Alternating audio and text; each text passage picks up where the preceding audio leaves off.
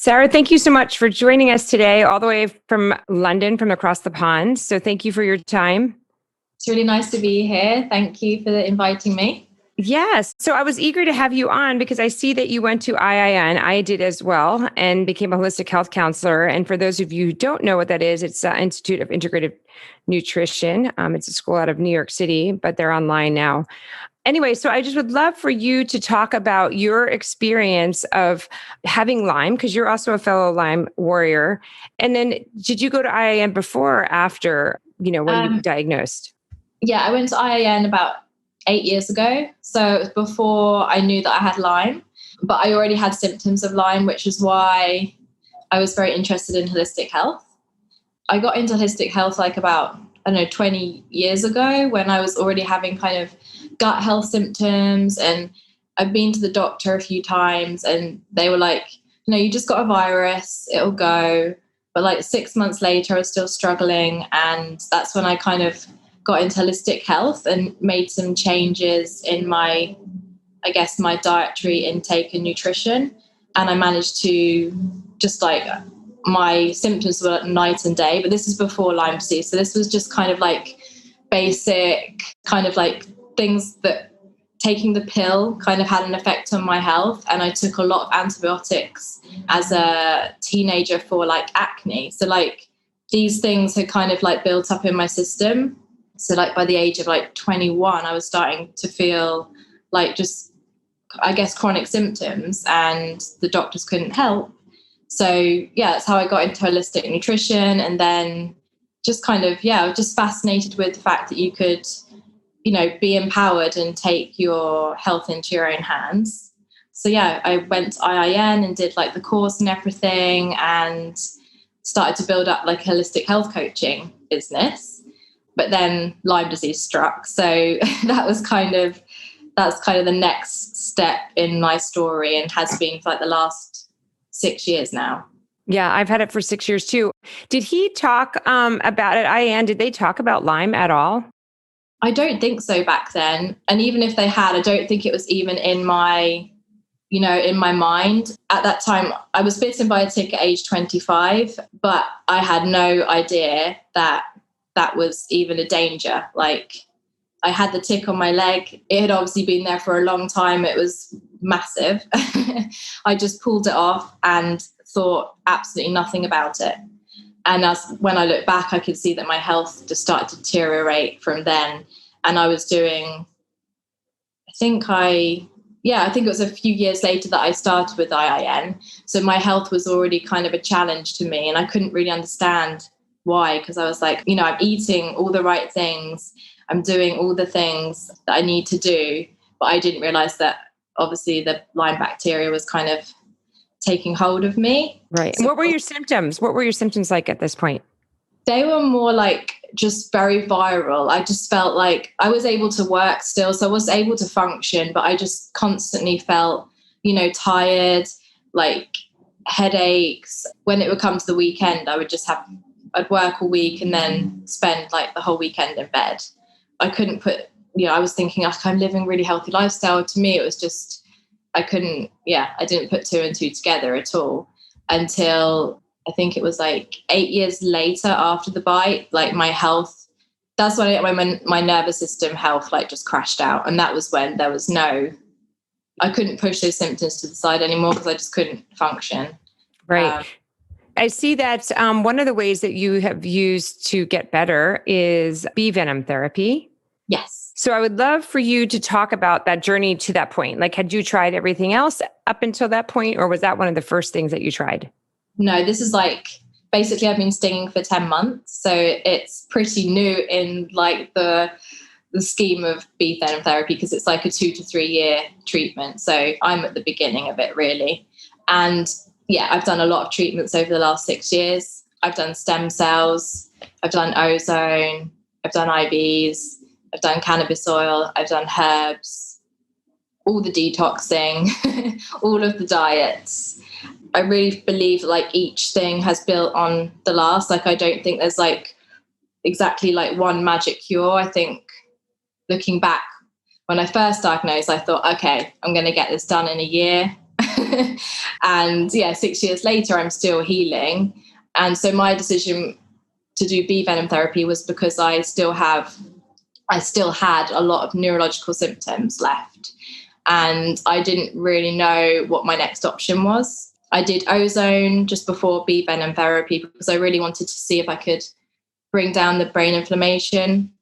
For me, I guess my most debilitating symptoms have been brain fog, depression, anxiety, like extreme psychiatric symptoms that just came out of nowhere overnight. So that was, for me, I just knew something's attacking my nervous system. So from what I've studied with bee venom therapy and looked into people's experiences, this was a really good way of getting the venom into your nervous system. And it goes past the blood-brain barrier. So that was my reason of starting it. Yeah. And how has it helped you improve? Yeah, it's a huge roller coaster. It's been really, really up and down.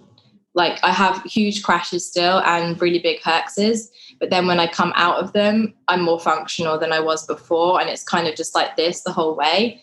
So the last 10 months have been really intense because the venom, it goes in and it busts the biofilms around the bacteria.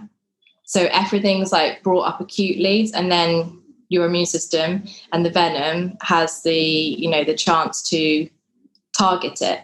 So when I first started, I had a lot of like old symptoms come up, like breathlessness and like babesia symptoms that I hadn't had for like years. So that was very hard to kind of go back into that kind of space. But then after like a month or so, those symptoms died down. And then it's like another layer. So it's been really, it's hard, but also really fascinating as well. Mm-hmm. I'm fascinated with the whole bee venom therapy. I have not tried that. I feel like it's one of the only things I haven't tried. You sting yourself once a week? 3 times a week. Three times a week? Yeah, it's a commitment. It's now part of my routine. So I'm okay about it. But at the beginning, it was very daunting. Yeah.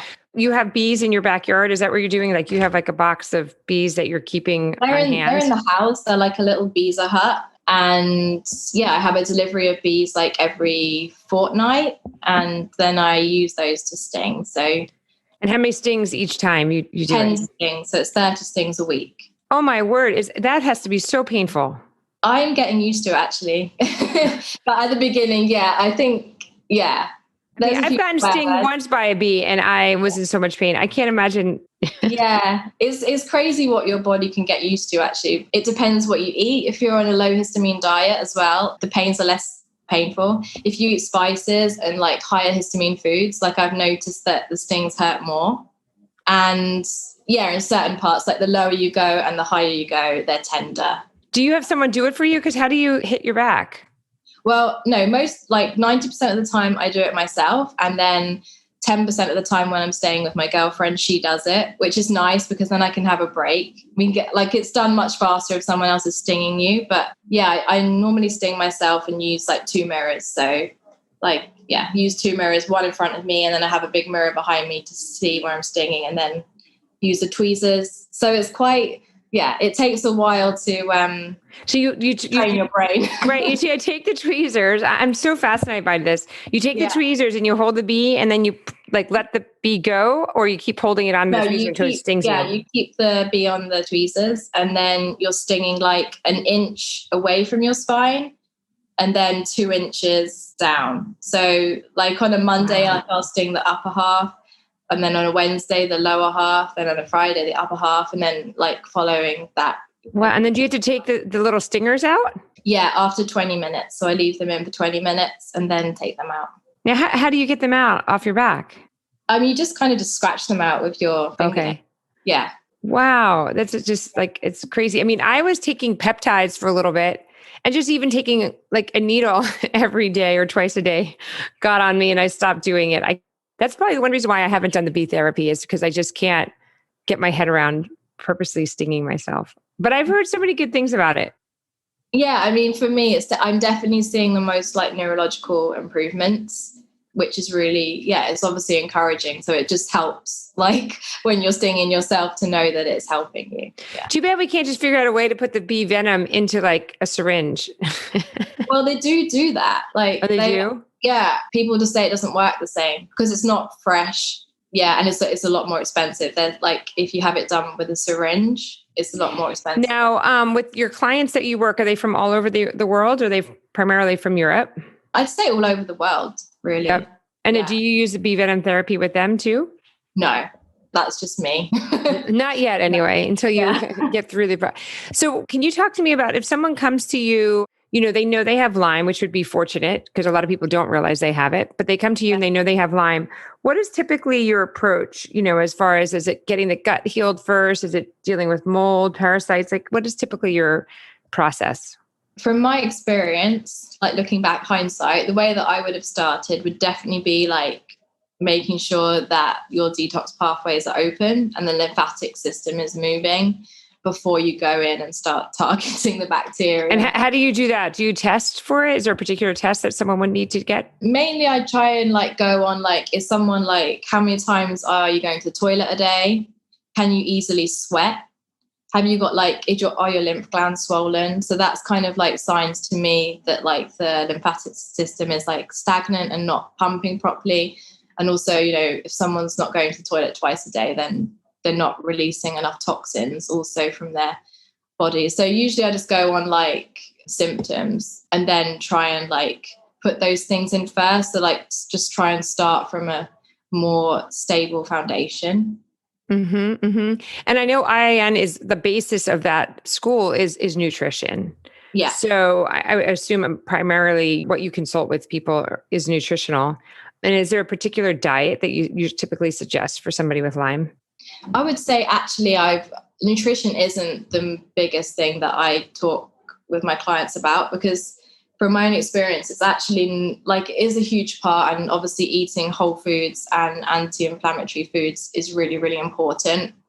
But from my own experience, I think it's only like 50% of the healing. And I also see a lot of people that have a lot of fear around their food. And like, if you're having like a lot of mast cell and histamine reactions, I see a lot of people that have a really unhealthy relationship with their food just out of fear. And I've been in that place as well, and just not knowing what you can eat. And I think coming from that place, it adds a lot of stress to your life. So I actually try to help people feel a bit more relaxed about food and their choices. And yeah, definitely implementing whole foods, anti-inflammatory foods.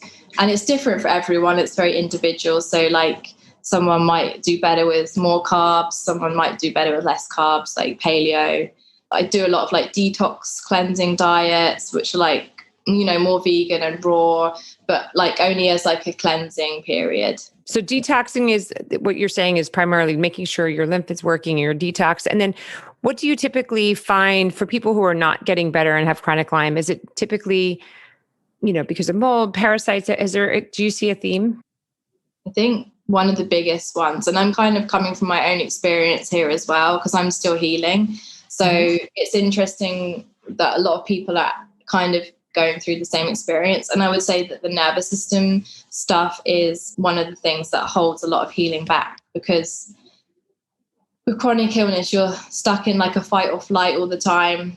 It's really hard when you have symptoms to not like just go into total panic, anxiety. And sometimes you can't even control that because your body is just pumping out adrenaline, and with Lyme, your neurotransmitters aren't working correctly. So for me, working on like really calming your body down, working on like a lot of nervous system stuff like breathing, working on the vagus nerve and things like that, trying to get your body is into the most relaxed state you can, which is, I know, is like sometimes can feel impossible when you have a chronic illness to calm down your nervous system. But for me, that's one of the things I think a lot of people struggle with, is like, how can I feel calm and heal my body at the same time? Like it's like one of those things, you're trying to balance out your treatment and calming down your nervous system at the same time. Is there any particular program that you use? You mentioned breath work. Is there, or anything else that you use to do that? Well, I kind of have my own, like I do a little bit of Wim Hof breathing, and I do like different breathing ones that I follow on YouTube and things like that. And then like vagus nerve stimulation, like singing. I'm doing a lot of like trauma release at the moment in my own healing, and I see like a lot of people in the community. You know, it's interesting that everyone kind of works together and we all feel like we're kind of at the same stage. So I think trauma release is actually also a really, really big part of like taking that next step in your healing. If you feel like you've got to a barrier and you can't get past it, like for me, I had to go and start looking at my trauma and how I could release it from my nervous system. I definitely think that's super important. I'm curious, do you think Lyme can go away, or do you think we're always stuck with it? I would like to think that it can go away. I know, That's right? what I mean, personally, I try not to think too much about like remission or cure, because at the end of the day, I just feel like if my body can and my immune system can work in a way where I don't have symptoms, then I don't really care which one it is. But yeah, like, no, I agree. But I yeah. guess have you found, well, I guess you're not there. You're like me. We're on our journey. I'm to the point where like, I feel good, but I'm like, am I ever going to be 100%?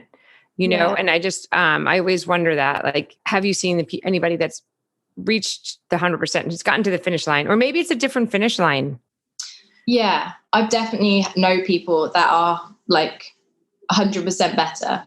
For anyone who's listening, is there any tips, or like if you were to say, okay, these are the top 3 things you would do as you're starting out on your healing journey, looking back on your experience, that you could say, you know, do these 3 things, if it's at home or if it's going to see somebody, anything like that, you would say like biggest bang for your buck, make sure you're doing this. Because something that you might think is common sense might not be for somebody else.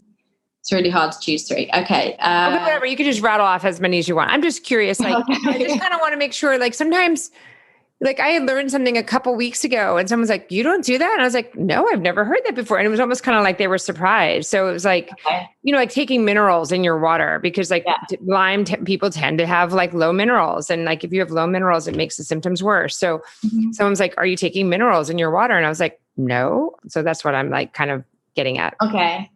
I think detoxing at home is like really, really, really important. So for me, like my number 1 go-tos are like sauna, sweating, make sure you can sweat. Coffee enemas, like for me, I know they don't work for everyone. It depends like how sensitive you are to caffeine. I'm very sensitive to it, so I only have a little bit of coffee in my enemas. But for me, like that is like my go-to if I'm having a really bad herx, and it can really like take my pain levels right down and help my brain fog. So that's another one that I think is just really, really helpful. I also have a red light, which I've been using for a couple of months, and I haven't done any reviews on my Instagram because I like to use things for like a while before I can speak about them. But I'm definitely noticing the longer that I'm using it, the more effect that it's having on any inflammation. And I'm definitely noticing an improvement in my energy. Obviously, I don't know, I'm doing other things, so it's really hard to say which thing does what. But I definitely feel like when I'm really feeling inflamed, when I sit in front of my red light, I can just feel like it just calms down. Is the red light you have, is it a nose clip or is it like an actual, like a bigger? It's like a big one. It's kind of like half of my body size. So like I sit in front of it and like just kind of I usually work on from my head to like my stomach area. And I just sit in front of that like 20 minutes in the morning. And I definitely have noticed that brings down like the inflammation in my body, which obviously has a really big effect on symptoms. I think parasite cleansing is so important. Like just, gut health in general has such a huge effect on our inflammation. So trying to do a parasite cleanse at home. I really like the Cell Core protocol because it's quite simple and easy to follow. Mm-hmm. And what does that help with? So that's like parasites. So they have like Cell Core. I use quite a few of their products. So like you were talking about minerals, I use their minerals for after I do like an enema or a sauna. They've got like a drainage and lymphatic program. And then they've got like the parasite program as well, like with all the different herbs that you can use. So you can use it like throughout the month, or you can just use it like around the full moon and the new moon as well, just to target when the parasites like are more active. So I think that's interesting. I didn't know that they become more active depending on the moon. Apparently, like there's a few theories, but one of the theories is because of like melatonin. Your melatonin changes around the full moon, and then the parasites become more active. So they kind of come out and they're like out of their hiding spaces, I guess. And so it's easier to like take supplements and actually target them. Interesting. Oh, good. I didn't know that. Yeah. Those are good suggestions. Yes. I think definitely getting some emotional support. And I wish I'd done that sooner. I agree with that.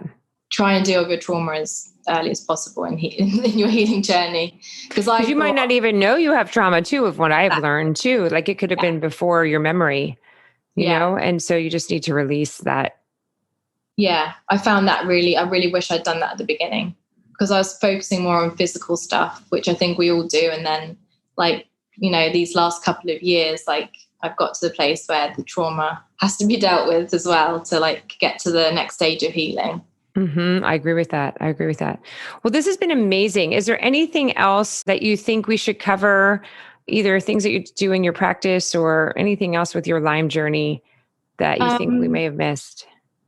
I think testing is really important as well. Just like trying to get an idea of where your body's at, because sometimes there's so many treatments out there, we can get really overwhelmed, especially like if we following other people that are treating Lyme, we can get, I know I've done it like, oh my God, should I be doing that? Should I be doing that? But so you can just be like really anxious and not know what your path is. So I think testing for me gives me that like clear path of what my path is, instead of it's not the same as somebody What kind of testing? There's so many tests out there. Are you talking Lyme testing, or are you talking more your basic like blood test? Yeah, just kind of the functional test. So if you know you have Lyme and you don't know what to do next, as in obviously you're going to treat the Lyme, but there's other things going on in your body. It's never just the Lyme. So, you know, testing for parasites, doing like a gut test to see like what your bacteria levels are. Obviously testing for mold is one as well that a lot of people don't know that they're like affected by mold. So like a mycotoxins test, I would definitely do. And also I think the adrenal tests are good. So like the hormone saliva tests, just to show like how your circadian rhythm is and how your hormones are working. That also gives you a good idea of, you know, what herbs to take to support your body and where it is, and stress hormones. I think that's really important as well. Now, if someone comes to you as a client, do they need to have all those tests done already, or are you able to do them for them? No, yeah, I can do them. I've done IIN, but I've done other ones as well so that I can do testing, because I found that was kind of the missing link for me, was the testing. Mm-hmm. So that's what I was asking. Yeah. So I can offer those tests as well. Oh, that's perfect. Well, thank you so much. This has been so informative. And I feel like we're both kind of at the same level for our healing journey. Yeah. And we've had it for about 6 years. So I feel like we're kind of running the same race right now, and, you know, hope to get back to that 100%. Close. I'm getting there, just not completely there. But thank you for all that you do. And I love your Instagram page. So for anybody who's listening, it's the_healing.place to see Sarah's suggestions on how to detox and get through your healing journey. Thank you very much. Thank you so much for having me. It's been really nice to share and connect with you. And just hope the information can help someone on their journey.